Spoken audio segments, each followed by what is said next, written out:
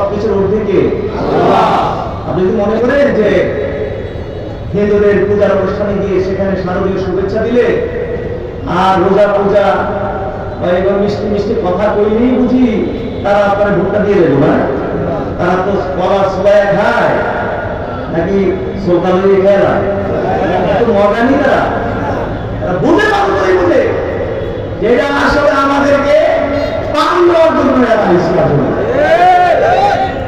কারণ মূর্খ হিন্দু সব কি মূর্খ? এরা কিছু পড়াশোনা করছে না, কোনটা কি বুঝে কি বুঝে না।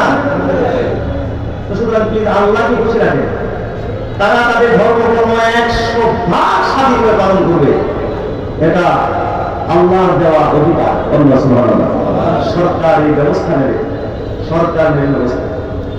নিজেরা অতি উৎসাহিত হয়ে ভোটের জন্য দুনিয়ার স্বার্থে না না এটা আপনি করতে পারেন না, আপনি করলে আপনার ইমান থাকবে না, ইমান চলবে। ইমানের মূল্য আমাদের কাছে আজকে দেখা যাচ্ছে ইমানের মূল্য কমে গেছে। যতদিন পর্যন্ত মুসলমানদের কাছে ইমানের মূল্য ছিল, যতদিন পর্যন্ত মুসলমানদের কাছে ইমানের ভ্যালু ছিল, ইসলামের ভ্যালু ছিল, ততদিন পর্যন্ত মুসলমানরা এই পৃথিবীতে রাজত্ব করছে। সুবহানাল্লাহ 1450 বছর পর্যন্ত রাজত্ব করেছে মুসলমানরা পরাশক্তি হইয়া। সুবহানাল্লাহ যাকে হাজির আপনার চুরিতে হবে।